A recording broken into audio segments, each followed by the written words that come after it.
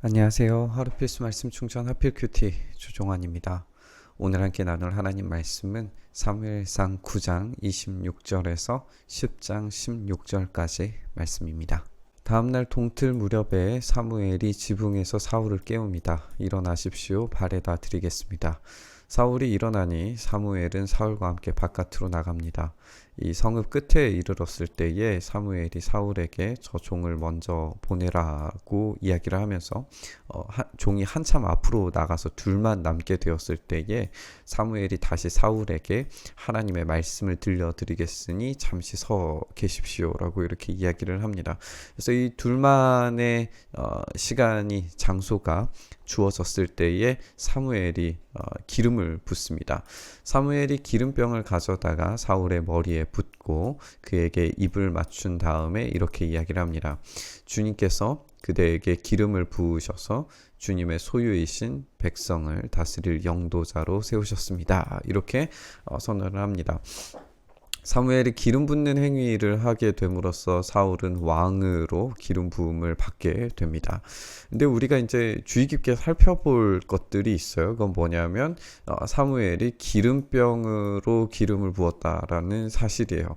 이제 기름을 부었을 때에 이 뿔에 담아서 붓는 것과 병으로 담아서 붓는 것, 이 행위의 차이가 얼마나 크게 차이가 있는지 우리가 생각을 해볼 필요가 있습니다. 이제 율법에서 지정하는 것으로 따르면 뿔에 담아서 붓게 되는 것이 적절할 텐데 오늘 기름병으로 기름이 부어지고 있는 장면을 우리가 보게 돼요. 그러니까 어제도 함께 나눴지만 이 사울이라고 하는 인물의 자기 인식 또 어떤 준비된 모습 이런 것보다는 약간 의심스러운 행동들 또 의심스러운 행위들이 연속적으로 벌어지고 있는 것을 우리가 볼 수 있게 되는 겁니다. 그래도 하나님께서 여전히 기름 부으신 존재로서의 역할 그리고 그런 변화들은 분명히 일어나요. 이제 그 길들을 하나님께서 과정들을 이끌어 가시고 사울이라고 하는 사람을 하나님께서 변화시키시고 준비하실 텐데 이것의 내용들이 이렇습니다. 이 라헬의 무덤 근처에서 두 사람을 만나게 될 텐데 그대의 부친을 찾으러 다니던 암나기들은 벌써 찾았고 부친께서는 암나기들 걱정은 놓으셨지만 이제 아들과 종의 일이 걱정되어서 찾고 계신다라고 말하게 될 거라는 이야기를 듣습니다. 첫 번째 일들이 이루어지고 더 가다가 다볼의 상수리 나무에 이르면 거기에서 하나님을 뵈려고 올라가는 세 사람을 만날 텐데 한 사람은 염소 새끼 3마리를 데리고 가고 한 사람은 빵 3덩이를 가지고 가고 또 한 사람은 포도주가 가득 찬 이 가죽 부대를 하나 메고 갈 겁니다 라고 이야기를 해요. 그들이 그대에게 안부를 묻고 빵 2덩이를 줄 텐데 그것을 받으십시오. 그런 다음에는 하나님의 산으로 가라고 이야기를 하면서 그곳에는 블레셋 수비대가 있는데 그곳을 지나서 성읍으로 들어갈 때 검은 고를 뜯고 소고를 치고 피리를 불고 수금을 뜯으면서 예배의 처소에서 내려오는 예언자 무리를 만나게 될 겁니다. 그들은 모두 춤을 추고 소리를 지르면서 예언을 하고 있을 겁니다 라고 이야기를 합니다. 연속적으로 어디로 가라라고 하는 경로를 지정해주고 거기에서 만나는 사건들을 사울이 다 만나게 될 거예요. 그러면 그대에게도 주님의 영이 강하게 내려서 그들과 함께 춤을 추고 소리를 지르면서 예언을 하게 될 것이고 그대는 전혀 딴 사람으로 변하게 될 겁니다. 이 다른 사람이라고 하는 것이 이제 새로운 마음을 주심으로써 변하게 되는 그런 모습이 될 텐데 하나님께서 일련의 과정들을 통해서 그리고 어떤 경험들을 통해서 하나님께서 사울과 함께 하시고 그 길들을 인도하신다는 확신을 심어줄 만한 일들을 경험하게 될 거예요. 그리고 분명히 사울은 이렇게 다른 사람으로, 다른 마음을 가진 사람으로, 새로운 마음을 가진 사람으로 변하게 될 겁니다. 그런데 그런 변화된 사울이 정말 왕이 될 만한 확신 있는 사람이었는가에 대해서는 계속 우리가 추적하며 질문해 봐야 돼요. 이런 일들이 그대에게 일어나거든 하나님이 함께 계시는 증거이기 때문에 하나님이 인도하시는 대로 따라 하십시오 라고 그렇게 이야기를 합니다. 그대는 나보다 먼저 길갈로 내려가서 뒤따라 그대에 내려가면 번제와 화목제를 드리게 될 것이고 내가 갈 때까지 이래 동안 기다려 달라라고 이야기를 합니다. 그때에 가서야 할 일을 알려드리겠습니다. 이런 과정들이 필요하고 예배를 드릴 때에 이 이래 동안의 기다림이 필요합니다. 이것을 잘 해냈을 때에 할 일을 제대로 받게 되고 이 일들의 수행이 맞춰졌을 때의 왕으로서의 역할을 감당할 수 있게 될 거예요. 그러니까 왕에게 지금 요구하는 것은 순종입니다.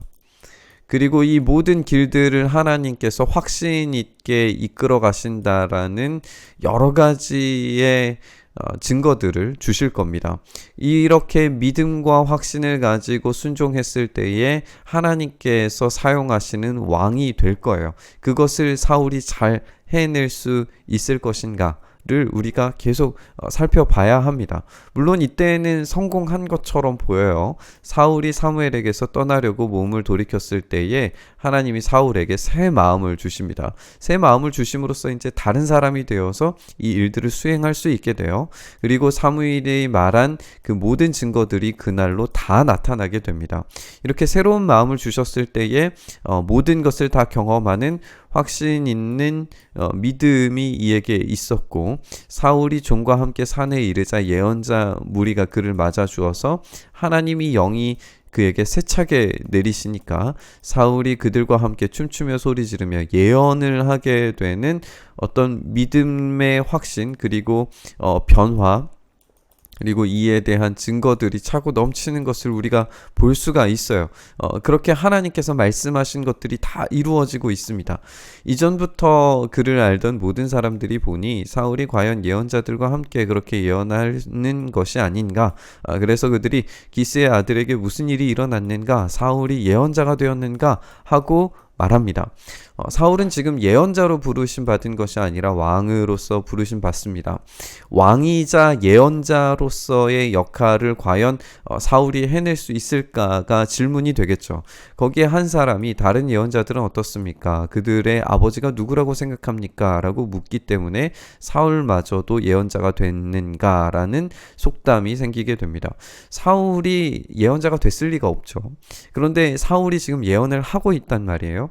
그러니까 이 부족한 가문이라고 자기를 낮추어 생각하는 이 사울이 예언자가 되는 것은 어찌 보면은 충격적인 일임과 동시에 하나님께서 무언가 새로운 일들을 하실 것인가라고 하는 그런 기대감이 있을 수 있겠죠. 사울은 예언을 마치고 나서 산당으로 가게 됩니다. 사울의 삼촌이 사울과 그 종에게 어디를 갔었냐라고 물으니까 암나기들을 찾으러 갔지만 찾을 수가 없어서 사무엘에게 갔습니다 라고 이야기하고 사무엘의 삼촌이 또 이야기하기를 사무엘이 너희에게 무슨 말씀을 하시더냐 나에게 말하라 라고 이야기하니까 사울이 삼촌에게 말하기를 암나기들은 이미 찾았다라고 우리에게 알려주었습니다 라고 이야기를 해요. 이 모든 일들 일련의 과정들이 다 하나님께서 일하고 계시는 확신 있는 믿음을 제공하시는 그래서 거기에 순종했을 때에 왕으로 세워주시는 하나님의 일하심을 경험하게 될 거예요. 그런데 사무엘이 사울 자신에게 왕이 될 것이라고 말한 것은 그에게 알려주지 않습니다.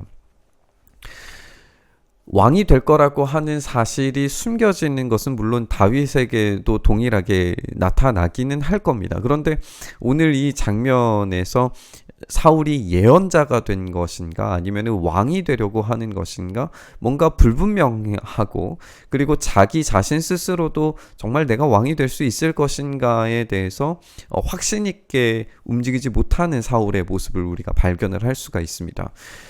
기름이 병에서 부어지고 있고 그리고 예언하는 사울은 등장하지만 왕으로서의 확신 있게 움직이는 그런 사울은 등장하지 않습니다.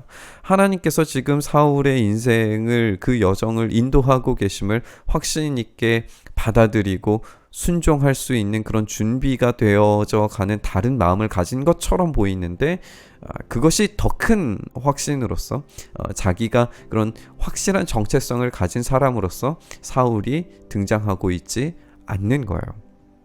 이런 괴리가 하나님께서 일하고 계시지만 여전히 뭔가 부족해 보이는 사울의 모습, 이 불안정한 모습이 마치 이후에 등장하게 될 왕의 모습을 보여주는 것 아닌가 싶습니다. 하나님은 사울의 인생의 여정에 지금 확실히 개입하시고 일하고 계십니다. 그리고 그것에 대한 증거로서 새로운 마음과 예언자로서의 어떤 역할을 하는 것인가 질문이 들 정도로 하나님께서 강력하게 임하시는 것을 사울이 경험하고 있습니다. 그런데 그 주위를 둘러싸고 있는 모습은 여전히 사울을 향하여서 의심스러운 눈초리를 보낼 수밖에 없습니다. 하나님께서 일하고 계심에도 불구하고 여전히 불안한 왕, 이것이 사울의 모습이었고 이스라엘이 받아들이게 되는 첫 번째 왕의 모습이었습니다. 자기들의 왕을 요구했을 때에 하나님께서 아무리 강력하게 임재하시고 역사하셔도 그들의 정체성, 그들의 불안한 정체성은 변하지 않는 것처럼 보입니다. 우리가 이 말씀을 묵상하면서 하나님께서 우리의 삶에 그렇게 확실히 일하시는 때가 오는데도 불구하고 여전히 확신 있게 순종하지 못하는 우리의 삶의 모습을 비추어 봤으면 좋겠습니다. 우리의 삶에 정말 믿음의 확신, 하나님께서 일하시는 확실한 증거, 그것을 뛰어넘는 새로운 마음과 하나님께서 역사하시는 그런 강력한 임재가 있는지 우리의 삶에 질문해 봤으면 좋겠습니다. 그런 증거들이 우리에게 살아있다면 사울처럼 머뭇거리는 그런 모습이 아니라 정말 확신 있게 변화된 존재로서의 삶을 살아갈 수 있었으면 좋겠습니다. 그래서 사울은 예언자인가 왕인가 끝없는 질문 가운데 놓여져 있는 것 같지만 우리는 왕으로서, 왕 같은 제사장으로서, 하나님 나라로서, 주님께서 부르신 백성으로서의 자격, 그런 믿음의 확고한 삶을 살아낼 수 있었으면 좋겠습니다. 우리는 그렇게 사울을 우리의 왕으로 받아들이는 것이 아니라 참된 왕이시자, 참된 선지자이시자, 참된 제사장이신 예수 그리스도를 우리의 왕으로 섬기는 사람들입니다. 그러므로 우리는 흔들리지 않는 믿음으로 나아갈 자격을 가진 사람들입니다. 주님과 함께 그런 확신을 가지고 믿음을 가지고 참된 순종의 자리로 나아가는 우리의 삶이 될 수 있게 해달라고 함께 묵상의 자리에서 기도의 자리로 나아갔으면 좋겠습니다.